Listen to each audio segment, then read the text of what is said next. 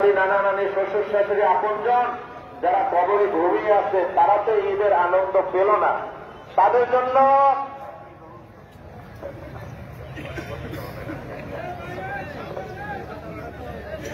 শুনুন, এই মা বাবা যারা আপনজন কবরে ঘুমিয়ে আছেন তাদের জন্য যদি আমরা একটু দোয়া করে যাই, কি বলেন, ভালো হয় না খারাপ হয়?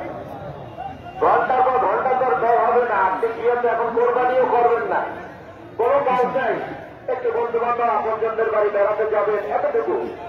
আমরা সবাই আলহামদুলিল্লাহ রাব্বিল আলামিন ওয়াসসালাতু ওয়াসসালামু আলা রাসূলিল কারীম اللهم صل على سيدنا محمد وعلى آله وأصحابه وبارك وسلم ولا حول ولا قوة إلا بالله العلي العظيم والصلاة والسلام على سيدنا ومولانا محمد خاتم النبيين سيد المرسلين